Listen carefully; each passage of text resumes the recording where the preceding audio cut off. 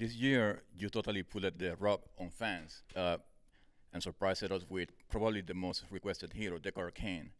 Uh, how was the process of designing the fantasy of this hero? Do we make it like Avatar because he's old?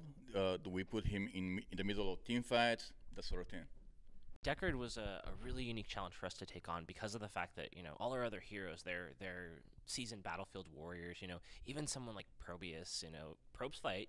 They've achieved epic victories in StarCraft.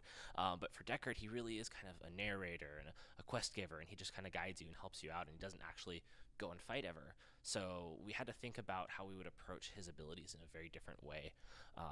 Kind of early on, one of the things we realized is that for a character like Deckard, really forceful, kind of destructive abilities don't make a lot of sense. Anytime we tried something like that, something say magic-based, explosive magic or something, people just felt like that's not something Deckard would do.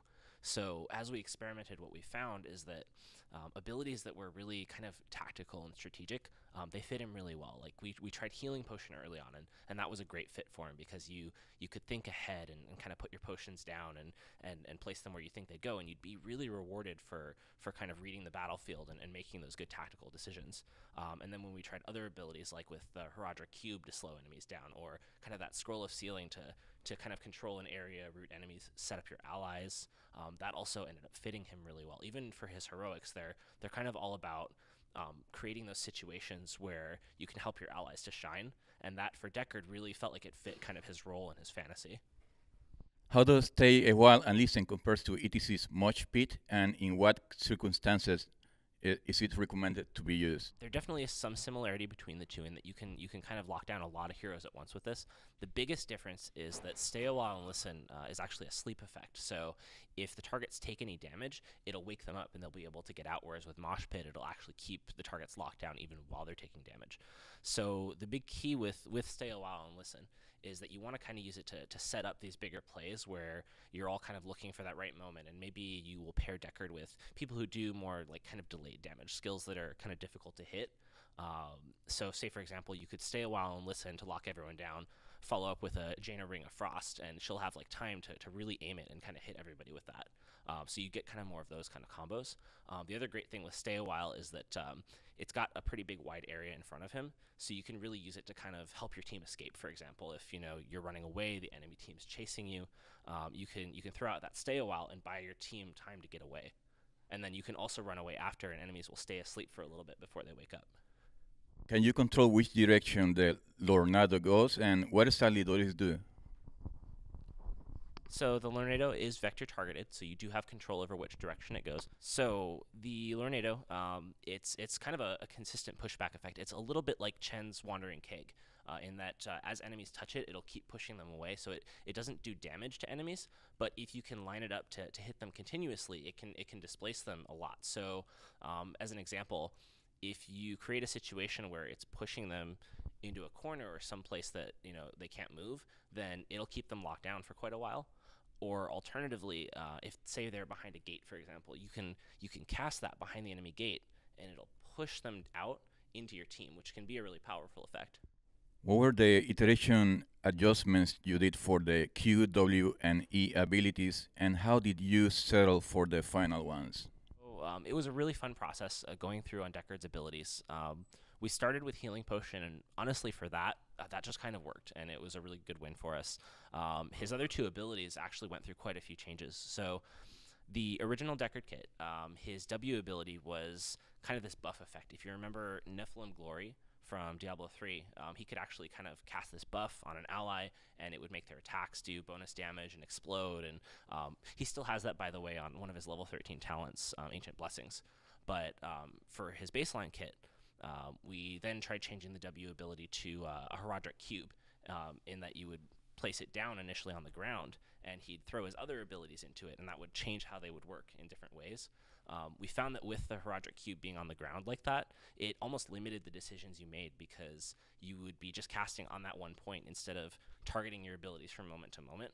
So we ended up shifting it to be something that you would target at a location and it would just go off. And then we used the gem talents to let you modify how the cube would function at any given time. For his E ability, we originally had that as identify. So if you remember, like Diablo 3, he identifies your items, right? So we wanted to play off of that. So he would channel on an enemy hero, and that would reveal them. It would reduce their armor. It sounded like a fun idea on paper. When we tried it out, it was actually kind of weird because channeling in our game, it's kind of this big risk to stand there and channel on a target, and you really want a big, impactful reward out of that. But for Deckard, it didn't, like I mentioned earlier, it didn't make sense for him to, say, do something really destructive off of a channel. So it just kind of didn't fit his kit the way we wanted to go. We replaced that with what you saw as his Scroll of Sealing, which was this kind of delayed, like he'd draw out, the scroll and wrap around enemies like that, which nicely fell into that tactical gameplay style where, he can deny an area to keep enemies away, or he can get a big root and set up a combo for his allies. It ended up being a much better fit for him. Heroics-wise, Stay a While. We tried that pretty early, and it worked out for him really well. We didn't actually start with Lornado, though. That came in a little bit later. So we initially had in there, I think it was like Angelic Seal or something. We thought, he's a Herodic mage. He gets along with the angels. He could do some angelic magic. But we kind of got that same feedback of, this doesn't quite feel like Deckard, but we knew we wanted something disruptive. So the next thing we tried is, we called it the End Times. And Deckard would prophesize a meteor strike, kind of like the cinematic, if you remember that. And it would come down at his location and knock enemies away, and he'd emerge unharmed from a town portal a second later. Mystery solved, right? Now, that one was actually pretty cool, but because the meteor came down on Deckard, it made him want to run into the enemy team, which isn't exactly what you want, right? So we went, all right, what's another way that we can get that feel without, having the Deckard charging in the battle? And that's where we looked at kind of the old April Fool's stuff that Diablo 3 did for the Archivist class, and we saw Lornado, and we went, oh man, we could do something really cool with that. So we gave the Lornado a try, gave it that vector targeted push effect, and it just immediately felt great. And we were like, okay, we've got a winner here. This stands up to Stay a While. It's good. Can you explain some of the level 1 to 20 talents, the most cool ones? So exciting talents. Right out the gate, one of my favorites is the Ruby talent for Herodic Cube. So you put this in, when it hits an enemy hero, a few small healing potions pop out. This is per hero, though. So if you hit the entire enemy team with a Ruby enhanced Herodic Cube, a shower of tiny healing potions comes out, and it's just great. Yeah, it's such a cool moment. Let's see what else. So I mentioned earlier that Ancient Blessings talent. We changed it to be on his trait, and you activate it, and for a short time, all your nearby allies get that buff effect that makes their attacks do explosions and heal them, and it's just kind of that great moment, like you picked up a golden glove in a Nephilim rift, right, and just light show everywhere. We also did this really fun one where I think we called it Herodic Staff, and it would make his attacks stun. So just every 5 seconds or so, Deckard can just walk up and bonk you over the head with his staff and stun you for a little while. And then the last one I'll throw out there is the Bottomless Flask talent. That was one that was a little crazy, but we wanted to try it, and I'm so glad it worked out because it's really cool you throw down your potion, it gets picked up. A few seconds later, the potion's back again. You can throw that under, say, a Sergeant Hammer while she's sieged up, and they'll just keep refilling, and she'll just keep shooting, and it's great. Is Deckard Cain considered a support hero, or is he like Karazim? I'd say that he's very much a healer, very much a straight-up support hero. I mentioned earlier, again, the whole force versus kind of tactical feel. For Deckard, it was a big value. We didn't want him dealing too much damage, so we really kind of pushed him into that role where he's doing a lot of healing and bringing a lot of utility to help his team out, but not really damaging enemies too much himself. Are we going to see heroes like Kim Varian this year or the next? He's kind of lonely in the filter category. So multi-class with Varian was a really cool experiment. I think we would be open to doing it again. The big thing, though, is that when we're considering a new hero, we're thinking about, things that we really need to bring to the game in terms of balancing out roles or, universes or any number of things. With multi-class, it's more of if we see a really cool opportunity to do it, we will, but, we don't necessarily need to go, hey, we really have to have, a multi-class to balance out the roster this year kind of thing. So we're open to the idea, but, we don't have an exact timeline of when that might happen again. How those gems work and how do you choose them? So each of Deckard's gems are individual talents. You can choose or not choose any one of them. You also have the option to choose all of them. With each one, you can only use one gem per cast, so you do have to kind of choose the right gem for the situation.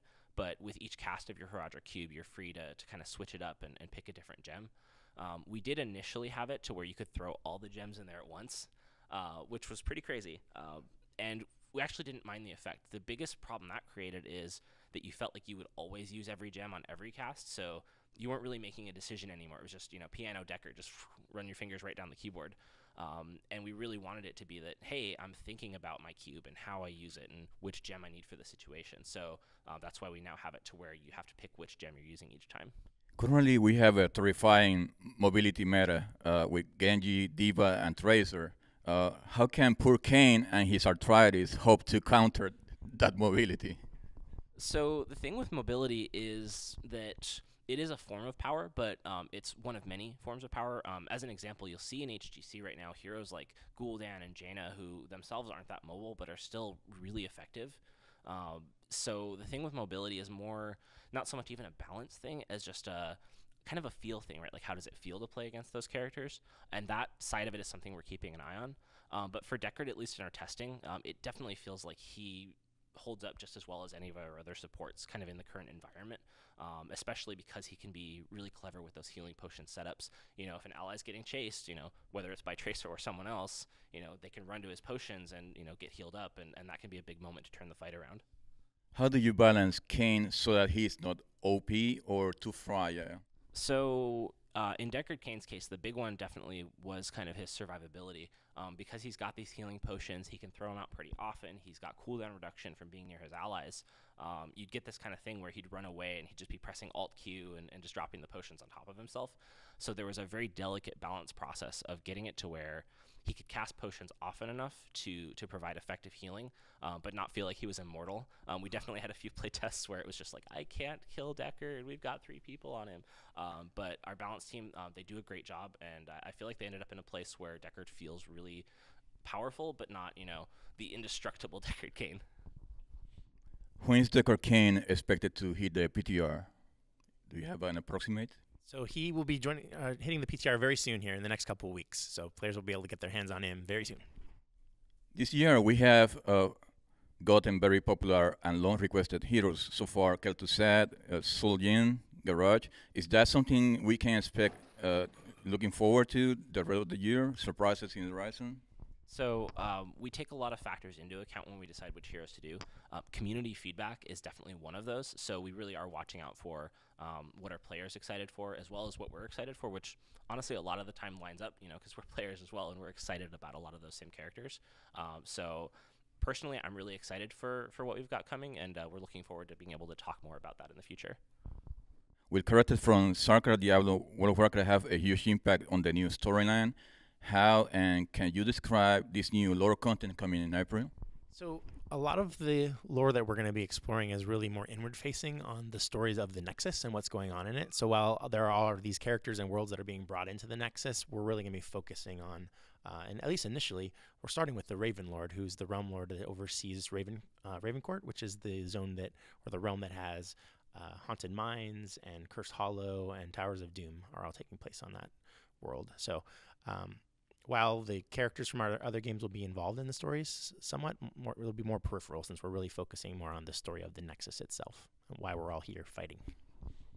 Is this coming lore content exclusively players versus AI and brawls, or what is your focus and what will this content look like in the game? So, players have seen the last couple of years that we have a lot of like various mediums coming out talking about the game all the time. So sometimes it's cinematic, sometimes it might be things that are taking place actual in-game, the flavor text that we write for characters or for skins or mounts. Like there's a lot of places that we talk about things right now. So moving forward, what we'd like to do is take every opportunity, like whenever we're talking about the game, try to be weaving in some components of this lore as well. So for example, when the next cinematic comes out for something in the game, it will be touching on the lore components. When the next themed skin drop comes out, it may be touching on the lore components as well. So kind of look for every time we touch things in game and out of game, we'll be talking about it. And again, the first thing will be a comic that'll be coming out later on this month, and that focuses on the Raven Lord. Are we going to see heroes from the Nexus universe, like there are heroes from the other universes? It could be the Ravenlord, it could be one we have never heard of before. We have a really big list right now of heroes from all of the Blizzard universes that are kind of dying to get into the Nexus. But part of the fun of us really starting to dig into this story of what's going on in this world is that it opens those kind of doors. So no plans right now for that, but it definitely is a possibility. I think we have almost all of World of Warcraft playable races represented in Heroes, except one. Any plans to introduce Draenei into Heroes of the Storm at some point? I mean, that'd be cool to do, right? We that's actually, I mentioned earlier, right? We consider a lot of different factors of things that we're trying to hit and balance out and, get all those things that different players are excited about into the game. And definitely those different backgrounds, those different races are things that we consider as well when we're deciding, hey, which hero should we be doing next? So it could definitely happen. We had a StarCraft expansion and a Diablo expansion. Suddenly we got 2 Overwatch maps and a wave of Overwatch heroes without a proper expansion. Was there a philosophy change in how new content is released? Will we ever get a Warcraft expansion, for example? So a lot of things go into like how we align content. A lot of times we're off working on content for a very long time, and sometimes things just happen to line up with other games, and sometimes they don't. Usually we're really trying to just do what's best for our game at any given moment in time. So you may see things that do line up in the future. Other things might be completely disconnected, but the most important thing to us is that we're bringing really cool content into the game all the time, and I think we've been doing an awesome job of that. We'll keep at it. Have you discussed ways to increase the amount of statistics visible to players in the client, like hot logs or better? This is definitely a game where stats are something that are really important to players, and they're important to us as well. We've heard a lot of feedback about this, and it's something that we've talked about a lot. We've done some actual work on it this year, where on our HGC website for the Heroes Global Championship, our esports, there's a lot more statistics that are exposed there for the teams and about their games that are in almost real time now as their games are being played. Some of that work kind of paves the way for some things that we'd like to do in the future. I don't have any specific timelines right now for that, but we actually understand the desire, and it's something that's important to us as well. We'll just have to see when we have the time to get to it. Are there more UI and system upgrades coming in the pipeline after the success of Heroes 2.0? Heroes is all about evolution and improvement, so there are always things that we're going to go and keep touching the existing systems in the game to make them better, but there are also new things that we want to add as well. So I don't have announcements again on anything specific right now, but know that the team is constantly working on new things, and pretty much every patch we bring you small to medium things, and we will like to align to large things as well in time. Who is Deckard Cain good to play with and weak against? So for Deckard, starting out with kind of the counters, because of the fact that he does like to kind of create these areas where he's got healing potions stocked up, you can to some extent take advantage of that. Enemies can see where the potions are. So for example, you can see an enemy who's injured walking to go pick up a potion, and you can use skill shots and line them up with that. So heroes who have kind of bigger delayed damage that they have access to, say for example maybe a Kael'thas with a flame strike, can take advantage of that and be like, oh, you want to go pick up that potion? All right, here, have a flame strike. And then on the flip side, for heroes he pairs well with is anyone who kind of has big delayed damage abilities as well. Like I mentioned earlier, Jaina with the Ring of Frost is a great combo with Stay a While and Listen. Diva with the talent that increases the explosion timer on the mech and the damage lines up pretty well with the sleep timer on Stay a While if Deckard gets the full channel off. So that can be a really devastating moment if you can pull it off. Also, kind of the Sergeant Hammer with the Bottomless Flask, that's a super fun combination to do. Or any hero that has kind of a small burst of mobility. So like you saw in the spotlight, Artanis swapping into the potions. Greymane can do a little quick dash into there.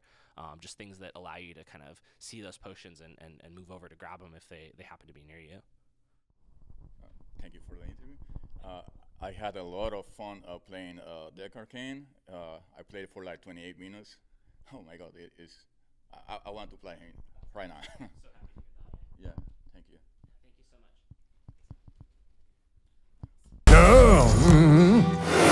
much. What secret shall we uncover?